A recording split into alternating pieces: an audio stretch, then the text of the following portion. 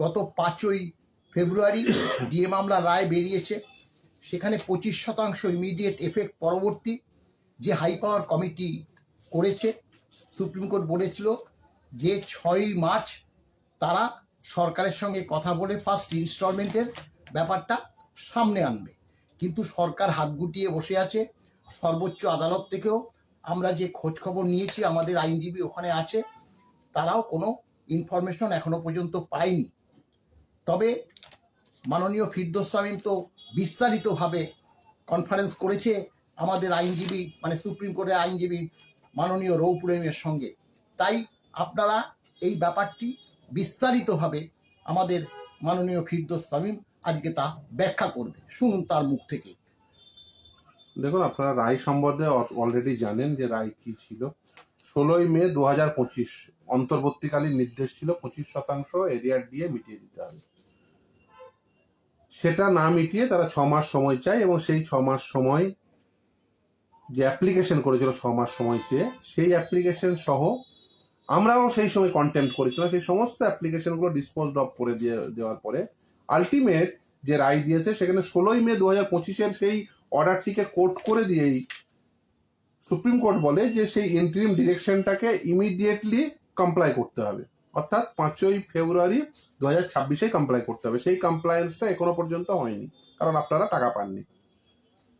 তারপরে এই কমপ্লায়েন্স যেহেতু হয়নি, আমরা কন্টেম্প নোটিশ দিই।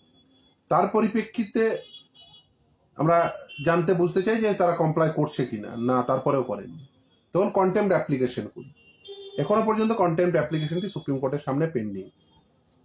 সুপ্রিম কোর্ট নির্দিষ্টভাবে নির্দেশ দিয়ে বলেছে একটা কমিটি তৈরি করে দিয়ে যে টোটাল অ্যামাউন্ট কত টাকা পেমেন্ট করতে হবে এবং কতগুলো ইনস্টলমেন্টে পেমেন্ট করতে হবে, এই দুটো এক্সারসাইজ 6 মার্চ 2026 মধ্যে কমপ্লিট করতে হবে।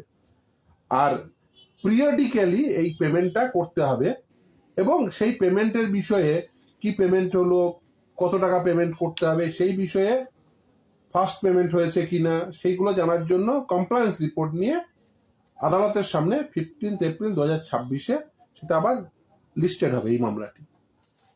ফলে এখনো পর্যন্ত যেহেতু আদালতের যে নির্দেশ যে 25% এরিয়ার দিয়ে ইমিডিয়েট মিটিয়ে দিতে হবে, অর্থাৎ যেদিন এই নির্দেশ হয় 5ই ফেব্রুয়ারি 2026, সেই নির্দেশ এখনো পর্যন্ত পালিত হয়নি। সেই জন্য কন্টেম্প্ট অ্যাপ্লিকেশনটি সুপ্রিম কোর্টের সামনে পেন্ডিং, যেটা কনফেডারেশন অফ স্টেট গভর্নমেন্ট এমপ্লয়িজের পক্ষ থেকে মলয় মুখোপাধ্যায় বললেন যে হ্যাঁ তারা করেছেন, সেটা এখনো পেন্ডিং। সেইটি আমরা চেষ্টা করছি যাতে দ্রুততার সঙ্গে সেটি তোলা যায় এবং সেখানে যাতে এই 25% এরিয়ার দিয়ে মিটিয়ে দিতে বাধ্য থাকেন রাজ্য সরকার। তার কারণ সুপ্রিম কোর্টের নির্দেশ আপনারা অনেকেই হয়তো উদ্বিগ্ন হচ্ছেন, পালন করতেই হবে। এখানে কোনো প্রকার কোনো জায়গা নেই।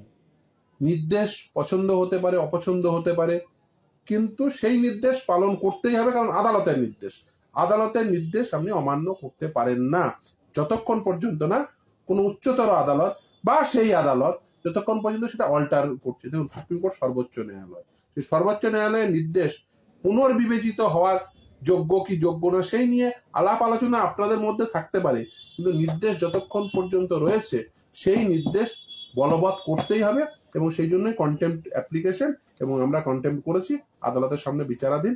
আদালতে যাতে দ্রুততার সঙ্গে তার শুনানি হয় তার বন্দোবস্ত নিশ্চিতভাবে আমরা করছি এবং আমরা চাইবো দ্রুততার সঙ্গে যাতে আপনারা পেয়ে যান। আজকেও এই মলয়বাবু যখন ছিলেন তখন আজকেও একজন দুজন তারা পেনশনভোগী, তারা আজকেই বলছিলেন যে তাদের এটা প্রয়োজন, তার কারণ তারা স্বামী স্ত্রী দুজনেই পেনশনভোগী, কিন্তু যিনি ভদ্রলোক তিনি কিন্তু ক্যান্সার আক্রান্ত।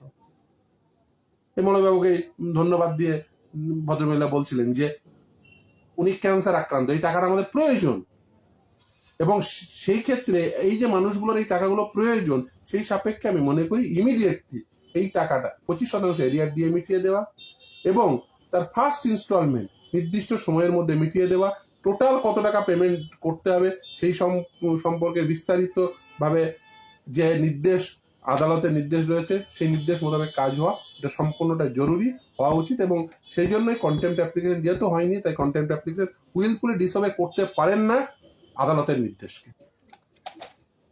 নমস্কার বন্ধু, পরবর্তীকালে যদি সর্বোচ্চ আদালত থেকে কোনো ইনফরমেশন আমরা পাই আপনাদেরকে সঙ্গে সঙ্গে এবং জানিয়ে দেব। সরকারের কাছে আমরা এখনো পর্যন্ত কোনো কিছু আশা করছি না, তারা হাত গুটিয়ে বসে আছে।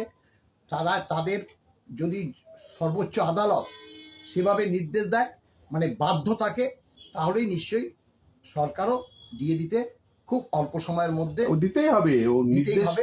নির্দেশ রয়েছে, এই নির্দেশ পালন করতেই হবে। এবং সেই নির্দেশ এখনো পর্যন্ত সেই নির্দেশ কোনো জায়গায় অল্টার হয়নি, কারণ ওটাই সর্বোচ্চ ন্যায়ালয়। ফলে সর্বোচ্চ ন্যায়ালয়ের নির্দেশ অল্টার হওয়ার তো কোনো জায়গা নেই। 7 অ্যাকসেপ্ট ওই পুনর্বিবেচিত হওয়া, আপনারা যেটাকে রিভিউ বলে মনে করছেন, কিন্তু রিভিউয়ের এই নির্দেশের পরে রিভিউয়ের স্কোপ প্রায় নেই বললেই চলে।